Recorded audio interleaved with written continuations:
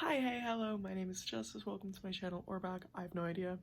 I have a Zoom meeting with the gender program at the U of A today, so I decided I'm going to film my reaction to everything, so I think that would be kind of fun.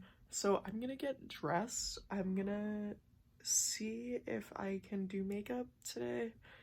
I don't know, there's been a lot of conflict, like internal conflict with makeup today, like if I can do it, if I don't. We'll see what happens. I just woke up like 20 minutes ago and the meeting is in an hour and a half, so yeah, we're gonna get this figured out and I'm gonna get ready, I'm gonna eat, I'm gonna have my coffee, I have another notification, that's fantastic, and yeah, I'll be back when I'm ready, I guess. And here I am, for the most part, ready to go. I still have my food, I still have my coffee, I still have, I think, like an hour before this meeting, so I'm not overly concerned about not finishing everything on time. But I got my makeup done, which, oh, today was a big feat for that. Because the thing is, despite me being on the waiting list for this for like a year and a half and going to therapy for this for a year and a half, and the program calling me twice in the last month to ensure that this is still something I want, I still had like the little man in my head yelling at me last night saying to not do makeup because nobody's gonna take me seriously and people aren't gonna understand that I'm trans because I'm wearing makeup and all this stuff that people have like actually told me before, and I know it means nothing. Like, I can wear makeup if I want, I don't care. But for whatever reason last night that little man was not happy at me wanting to wear makeup, so we're here, we're wearing makeup. I'm gonna hope that's okay. I mean, it's not a lot. Like, I did very subtle stuff today, I suppose. So, we'll see what happens. I'm super scared. I was, like, almost crying last night at the pure thought of putting makeup on today. So the fact that I got any on is impressive, and I'm very proud of myself, so we'll see what happens. I'm gonna do something, probably play video games for the next hour to calm myself down before this meeting, and then I'll be back. So the meeting's in 15 minutes. I'm incredibly scared. I have everything ready. I am ready to go.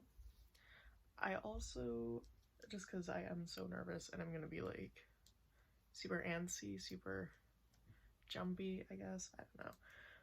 I grabbed a little fidget thing. I can't remember what these are called. Tangle toys, I think. I can't remember. But yeah, I have that, and I also have some putty, just because that also helps a lot. Just stuff for my hands to do, so I'm not freaking out. 15 minutes. I'm scared. I'm so scared. I don't know how to handle this. Here's the thing, I'm also doing this without anyone in my house knowing. So if any of them come downstairs, that's gonna be a treat and a half to tell them, so let's hope they don't come downstairs. Okay, I'm gonna go wait out in fear the last little bit. I would very much like someone to talk to right now. Like, I don't know. I made a coil. So it's stuck on my thumb. A fun little coil. I'm gonna go try to calm down now. Goodness. So I'm gonna be typing while we're talking. Okay. And okay, I need to first confirm your identity to make sure I'm talking to the right person. So what's your birth date? February 19th, 2001.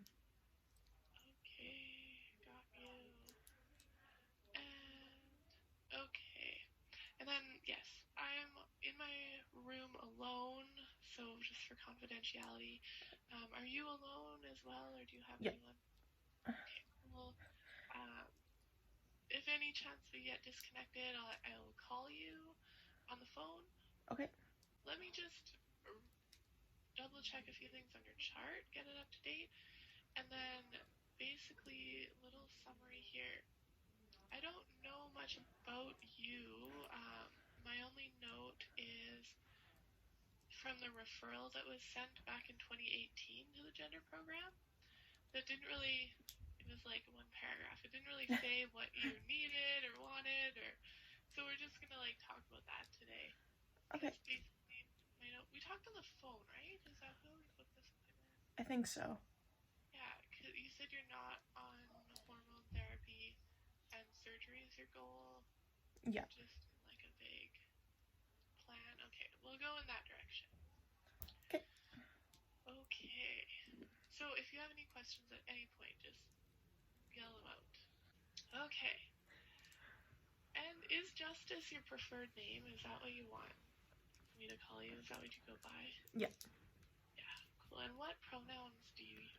I use she and her, by the way. I use he, him. Okay. Is it okay if I throw that on your chart? It'll be seen by basically providers using the online chart called Connect Care, so mainly in Edmonton. Okay. So if you like go to the ER or whatever. Is that cool that that's kind of shared? Yep. Okay. And then what gender identity do you want on your chart? It could be anything. We have all the options. Trans works. Yeah, cool. Throw trans male on there. Yep. Great. Okay, so now narrowing things down, I have to go through some boring health questions before we get into gender, also based on the referral letter. So I need a little bit of a story, a little bit of a timeline. When did your gender assigned at birth? When did you realize that's not really aligning? Not really fitting you? I think what happened then? Yeah. I think in grade 7 I kind of started noticing that something was different, but yeah. I didn't really have a word to put to it until grade 11, grade 10, 11. Yeah. So it was just a lot of years of thinking that it was normal for people to feel like that, so... Feel like what? How would you describe it? Just a lot of discomfort, I guess. Yeah. With your body or with your gender role or... with my body, mostly. Yeah. And then you started, to put words to it? Grade 10, 11? Yeah. Yeah, cool. And then did you, talk to people? Did you experiment with gender identities? Yeah. How did you fall on trans guy? I story. kind of went with a lot, and I had one friend who I was talking to for the whole process, and I was getting her to use different pronouns throughout the years to try to figure out what fit and what felt right. So did you land on he and him? Yeah. Have you asked other people in your life to use he and him? Most of my friends know. I've had some sort of conversation with all of them, and I've talked to my mom about it, and she's completely okay with it. Okay, awesome. And I've talked to my Nana about it a few times, but each time she just kind of said she doesn't understand it and then just drops it, so... Right on. Are you, do you know what social transition it is? Kind of presenting in a more masculine way and, changing your pronouns? Are you, for example, wearing more masculine clothing or not? Or not really, just because that doesn't really appeal to me, I guess. Yeah, that's totally cool. You don't have to. Gender is a big spectrum. Yep. Would you say you wear, more feminine clothes or androgynous? I like to think it's more androgynous, but it's definitely more feminine than a lot of people would think I would wear. Looking now into the future, what are your goals, in terms of, changing your presentation, or changing your name, or, having surgery, or hormones, or, what are your goals? I want to have, a few surgeries, and I definitely want to start hormones. Yeah. And I'm perfectly fine with my first name, but my second one I am trying to work on changing, so. Yeah. So your legal first name is Justice, right? Yeah. Yeah, cool. That's convenient. Yeah. Are you planning to like change your gender marker at all? You Yeah. can change it to like X or to M or. Yeah, I was looking into that last week, I think, because I just randomly remembered that you can do that, so. Yeah, cool. Were you born in Alberta? Yeah. Yeah, cool. Well, you can definitely go ahead and do that. Um, like changing your ID card is super easy, and then you need to change your healthcare card, and birth certificate's like slightly more complicated, but you're 19, so you basically can just go ahead and do it at a registry office. Yeah. You don't need a letter from a doctor or anything. So let's talk more about hormones, maybe to start with. Okay. Start there. So what do you know about hormones? And like, what are your goals with hormones? I don't know, like, a lot, I guess. Yeah. And my goal is essentially just to kind of look masculine enough to pass while I'm still wearing, like, feminine clothes, but I don't want to be, like, hyper masculine, I guess. Yeah. Cool. So, like, do you want things like facial hair and lower voice? Lower voice, yeah, but I'm not, like, 100% on facial hair or not, so. Have you ever talked to someone who's been on testosterone? I haven't, but I am following, like, a lot of people online who have been, so. The thing with testosterone is, like, it's very, like, genetic, what changes you'll see and when, and also based on your dose. So often people, like always, people start on a low dose and then go up gradually, and like stop when they're like, this is a good dose for me. Like, also taking into account health and your blood levels and all that. Yeah. With your doctor, but yeah, basically my job is to make sure you have realistic expectations. You know what the changes you'll see are going to be, and then we can like refer you on to the endocrinologist. But yeah, I just want to chat a little bit more. I'll email you. It's so hard. Like usually I see people in person, but I'll email you this. I'll show you. I'll just email this to you, but I'll talk through it right now. So like, thing with testosterone is like you can't like pick and choose your changes. Like you're getting all of them. Yeah. Like, so some people get facial hair faster than others. So it's just like you have to be prepared for that to happen. And then deeper voice is actually one of the first things that happens. The other thing with testosterone is you can go on it and go off it again later. So like if you go on it, you're going like the irreversible changes is like lower voice, like that your voice is always gonna stay low. And bottom growth, like clitoral enlargement, that's gonna stay if you go off. And then some people have like slightly thinner hair, but like you're at your age, you probably won't notice much change. And then the facial and body hair growth will happen, and it will often stay also if you go off it, but maybe slightly later. And then other thing to consider with potentially starting testosterone is fertility. So have you put any thought into like if you want biological children in the future? No, I'm completely okay with just adopting. Yeah, never are you, like, wanted. 100% sure? Oh yeah, I've never wanted to like have my own children, so. Yeah, and then other changes with testosterone. Obviously, it'll like stop monthly bleeding. How do you feel about that? Good. Also, just so you know all your options, there's other ways to stop monthly bleeding if you don't want, say, all the changes of testosterone. So if that is your priority, then an easier route would probably be just some option of thought about that? I've thought about, like, just getting my ovaries removed before. Yeah. So, Yeah. if that would be a possibility, I'd probably lean towards that.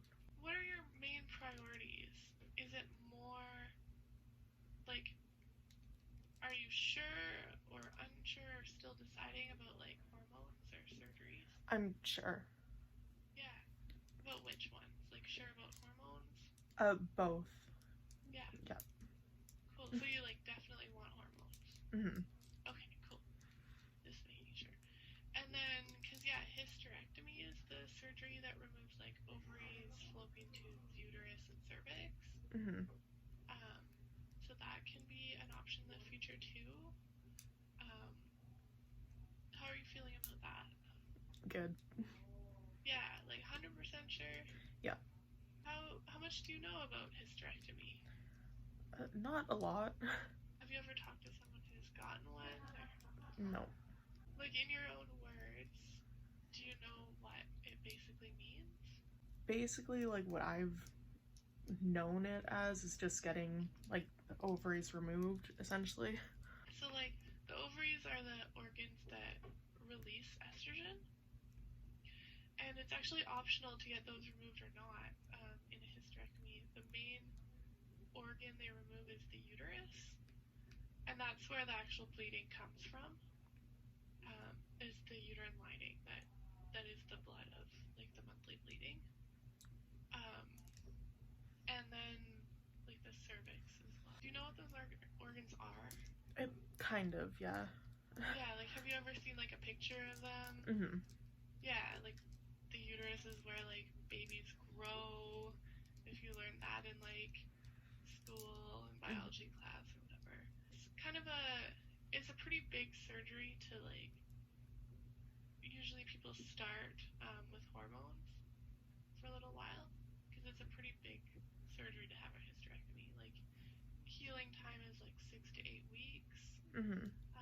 So it's a pretty big commitment.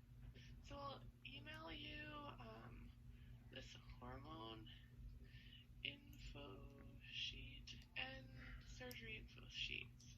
And I just want you to, like, have a place to start doing research on these things. Mm-hmm. Because, yeah. Have you heard of, like, informed consent before? No. Okay. So what that means is, like, before you have any medical procedure, like a surgery, like, the healthcare providers, like, we need to know that you completely understand what the procedure is, what it's going to do, the risks of it, the benefits of it, the healing time. Like, we need you to understand what you're getting into before, and that's, like, before prescribing hormones as well. We want to make sure you, like, understand what you're getting into. This is why I'm asking you all these questions. Is like informed consent means you know what you're getting into and you're consenting to that. Okay. Like, I totally, like, believe you that you want all this stuff, but I need to make sure you know it. Yeah. About it. So we're kind of jumping around. We talked about hysterectomy. I'll let you do more research about that. A little bit more about it. So we have a couple surgeons in Edmonton that we can refer you to, usually after you start hormones, to get that done. And their wait lists were under a year, so they're, like, relatively short wait lists. Okay. Okay. And then, what other surgeries are you interested in?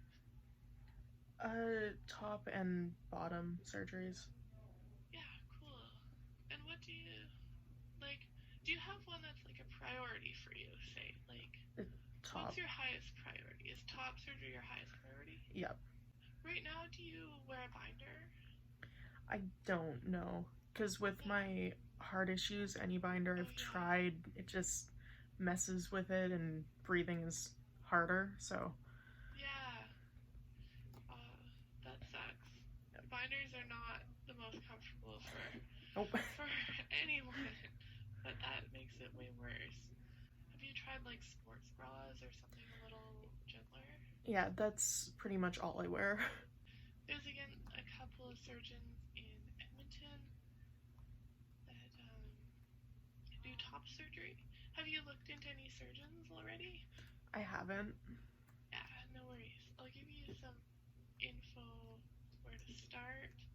Like Dr. Martin Jufries, the surgeon that we most often refer to for top surgery, he's in Edmonton, and his wait list is like around 2 years. Okay.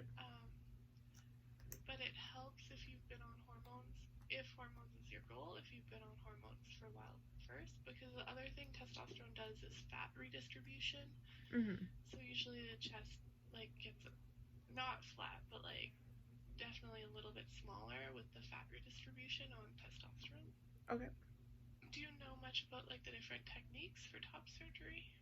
I know like a bit, but I don't think I know like the terms for any of them. Yeah, cool. Yeah, the most common one is double incision, which is like the two scars along the rib line. Mm-hmm. And depending on the size of your chest to start with, that works for some people. Well, that works for most people actually. And then like periareolar is the other technique, and it mainly works. It doesn't remove the extra skin though, so it mainly works for people with, I don't know if you know your cup size, like an A cup or a B cup going in, because it doesn't take away extra skin. It just kind of takes away the tissue underneath. Mm-hmm. So yeah, you can. There's a lot of information online about those surgeries. Have you ever talked to someone who's had surgery before? No. Yeah. Do you have any friends that are trans or? No. Cool. Any like online communities you're part of? Not really, no. Yeah. Cool. Where do you get your info mainly from, like Google or from Twitter or? I'm following like a lot of people on Instagram who had top surgery like in the past 2-3 years. Yeah, so cool. just like following along with their journeys, I guess. You have some kind of idea of what to expect. That's Mm-hmm. okay. Well, we can start to kind of go in that direction, and then just to get to know you like a little bit more, because going into surgery and things, I want to know that like the people around you are supportive and these changes are going to be safe. Mm-hmm. So say, who do you live with? My Nana and Papa. And you say like your Nana was the one who like you've tried to talk about it but doesn't really understand? Yeah. Have you tried to talk with your like grandfather? No. Yeah. How do you anticipate them reacting? I don't really know. I feel like for the most part they would just kind of be confused, I guess. Yeah. Okay, well, I'd encourage you. So, I mean, honestly, the first step in like starting medical transition that's like super important is like talking with your family and the people you live with, Mm-hmm. because it's like it kind of, if you don't know how they're going to react, it kind of brings up some worries. Mm-hmm. Because some people, like for example, have gotten kicked out of home because they're starting transition. Mm-hmm. So we really want you to like have those conversations first step, and then like starting hormones after, like people are on board or you have some kind of other stable living situation sorted out. Mm-hmm. It'll be safe for you to move forward. I'll also send you like a resource list we have that has some links to websites. I don't know if they like read online very much, but like there's some like websites that are just like Trans 101, like here's the basics, and it's like kind of an easier intro into like explaining what gender is, and then what a transition is and why, and Mm-hmm. like it might be a kind of good way to like gently push them into it. Mm-hmm. And then who else are supports in your life? Like, do you have friends or partner or? My mom and friends, yeah. said already that friends are good support. Mm-hmm. And your mom's pretty supportive, awesome. But yeah, talk to her about, like, that you had this appointment, that you're kind of starting to look into, like, hormones, and Mm-hmm. just got a file of things. My door is now closed. Confidentiality, blah, blah, blah. What do you do with your time? Do you work? Do you go to school? Are you staying home? I work part-time in a grocery store. Cool. So I get like 15 hours a week right now. Something like that. Okay. Do you like that? I mean, it's not horrible, but it's like not preferred. Yeah, what's your goal? I wanna like sell art for the most part and eventually like open up an ice cream parlor. Do you like making ice cream, or like? I've never tried it, but I feel like it'd be super fun. So Yeah. And at work, do people like use your pronouns? Have you asked them to? I'm not out at all at work. Yeah. There's a lot of customers though, because I do like I guess I have a very androgynous look, so customers will use like any pronoun for me really. So And does that feel good? when they use anything that isn't like she and her, I'm fine with it, but Yeah. I can't really help when people do use those, so Well, do you ever correct them? no. Yeah, it's kind of hard, but yeah. Are you planning to come out at work? Not really, because I've been looking for a new job for like a year now, so Yeah. if I'm gonna leave at any point, I don't really see the use in telling them. So yeah, you have some supports going on there. But the thing with coming out at work is why I bring it up is when you start hormones, potentially there's going to be like noticeable changes, right? Yeah. Like often your voice starts to crack like really quite soon after starting. So that's why I just want to check in about like if you do end up staying at that job, because I know jobs are like pretty hard to come by these days. Yep. It might be worth like chatting with your manager and being like, hey, this is gonna happen, like just so you know if you could like whatever might work. Like if you want to tell coworkers or you want them to send out an email or something and be like, hey, we're using he him with justice. Mm-hmm. Okay. Different I don't know what grocery store, but different like organizations have policies around this too. Mm-hmm. Like policies to support transition at work. So yeah, just because it might be a little confusing, and like if you do start medically transitioning and you're not keeping your coworkers up to date. Yeah. You also said bottom surgery was in your kind of future plans, goals, situation. Mm-hmm. So I'll also send you the website for that. Have you done any research on that? Where are you at with that? I've done a little, but not like a lot, I guess. Do you know what phalloplasty is compared to like metoidoplasty? Nope. Okay. So then I'll send you the website. So basically in Alberta, there's no surgeons in Alberta that do like bottom surgeries. So we refer you to Montreal. Okay. And Alberta Healthcare pays for the flight to Montreal and the surgery. Okay. But yeah, it's a little bit of a process. There's a lot of paperwork involved Mm-hmm. in getting a surgery out of province, right? So, and hysterectomy usually has to be done before, because basically there's a vaginectomy, so you can't have those organs still in your body. I'll basically let you do research on what kind of surgery you may think will suit you the best, will like deal with your dysphoria and like meet your goals.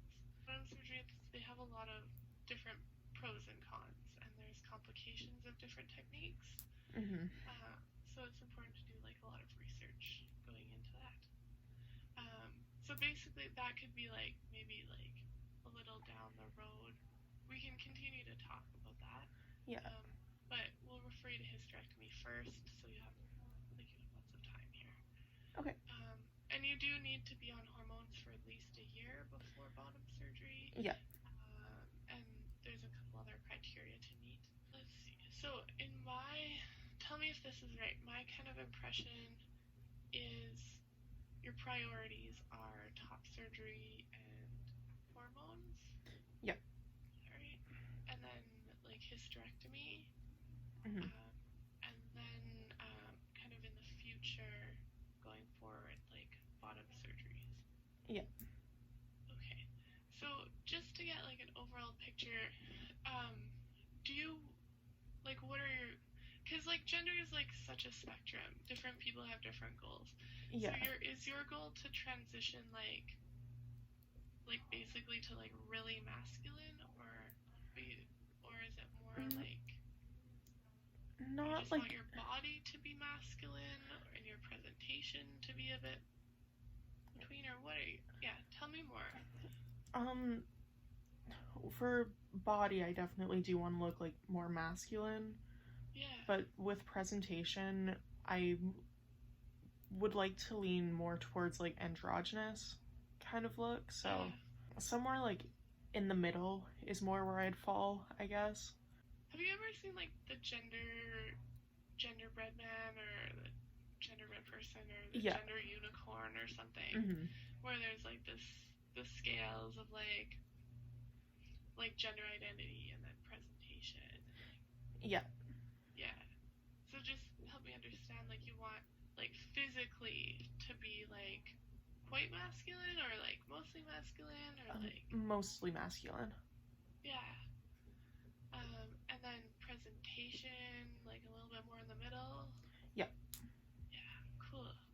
And do you want like people to read you as a man or to read you somewhere in between? Somewhere in between would be ideal, I guess. And have you wanted that for a long time, or are you still kind of exploring and figuring out where you fit, or like? I've wanted it since about like grade 7, grade 8 without fully realizing it, but I have always kind of gravitated towards looking more in between, I guess. And like, are there certain parts of your body that you feel more dysphoric towards or more discomfort towards? Mostly my chest and then like face shape a lot as well. Yeah. Do you feel like discomfort like with your internal organs, like your uterus and ovaries, or do you just want those out because you don't want periods, or kind of both, because like when I do get my period, that's like the worst time for dysphoria, so it's like it would help a lot if it just didn't happen. Have you ever tried like contraception that stops periods? No. Is it just because you want hormones ultimately, or you didn't know like they existed, or like? It's mostly because I do want hormones, so. Just so you know, testosterone can take between 2 months and 6 months to stop periods. Okay. So just so you know, if you want them to stop like sooner, our endocrinologist, for example, like her wait list is still a couple of months. Mm-hmm. So if periods are causing a lot of problems, then like it would be way faster if you just start Depo-Provera, for example. And you can do that from a family doctor. And then you may just need like one shot, and then you're on testosterone, and then you're good.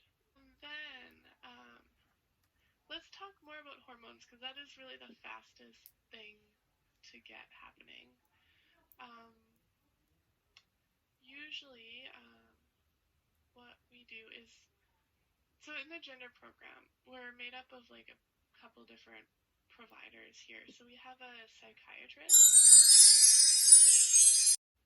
and you usually see her first, and she's doing Zoom appointments as well. Okay. So usually you see her first, and then you can see our endocrinologist, and her wait list is a couple months long, so then by the time you can kind of Okay. after that.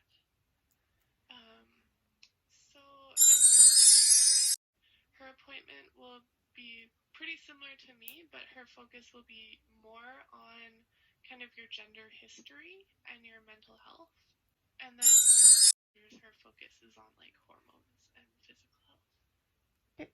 The other thing I want to check in is about mental health because testosterone, it generally acts very differently on different people for mood. But people often feel happier, like they're getting like the affirming changes that they want, and they feel better. But some people find it changes their mood. Like some people find it they get more angry faster, or their mood is like less emotional in some ways. So we just need to like let you know that like testosterone does cause mood changes, so be prepared for that. Okay. And then, so for mental health, right now, are you seeing any professional for mental health? Do you have a therapist? Yeah. How long have you been seeing her? Since sometime in 2018, I think. Okay, so quite a while. Yeah. And how often do you see her? It's usually once a month. And do you find that helpful? Yeah.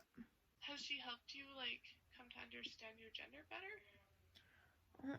I think I knew, like I understood it when I was going in to see her. It was just more of the affirming kind of aspect that was really helpful. Yeah, like what to do now. Mm-hmm. And are you talking to her about anything else, like anxiety or depression or other mental illness? Mostly anxiety, yeah. And you're saying you're not taking any medications for it right now? Kind of getting there. Do you have any questions right now? No. So let's kind of plan an appointment with next. Okay. Why don't we throw you in at an appointment time? Okay. And then we'll try to make it work there. Okay. How does like the 25th at 9 a.m. work? Would that work for you? Yep. Okay. Cool. So I'll put you in for the 25th at 9 a.m. And then just make sure you let us know before if you need to change it. Yeah. Okay. And it'll be over Zoom as well, so you'll get an email again with the link. And what is this meeting gonna be for? So is our psychiatrist. So she basically any surgery referral has to be signed off by a psychiatrist. So usually she just sees you once, and so her specialty is like she's a doctor that specializes in mental health. So she'll ask you about your mental health, and then also about your gender, and your history and your goals. Okay.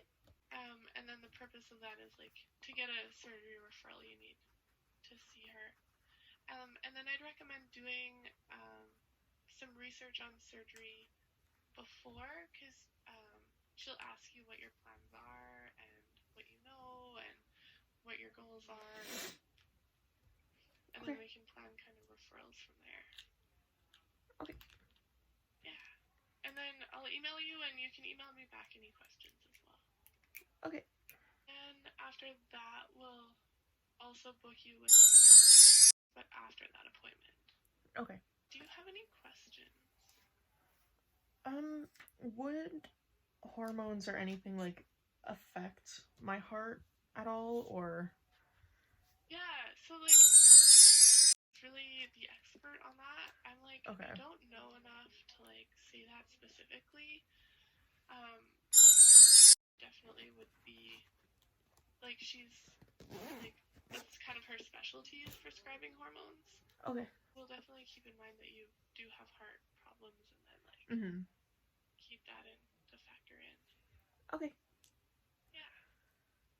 Cool. And if you have any questions about hormones or surgeries in the the meantime, definitely like send me an email or give me a call. Okay. Well, I'll sign off then. Thanks for chatting. Okay. Bye for now. Bye. Okay. This was a very long video. I don't really know what I was expecting. I don't know why I expected it to be shorter. I am going to try my hardest to whittle this down because there's a lot of dead space, a lot of dead silence. But that was my introduction to transitioning, I suppose. I am going to film the other meetings. I wasn't aware that there was going to be more. I am going to film the other ones, so look forward to that, I guess. And yeah, I guess that's all I have to say. That was this video. It was probably boring. I'm super sorry. It's important. I feel like it had to be filmed. Anyways, I guess you'll get another video around May 25th where I'm gonna have to wake up at 9 a.m.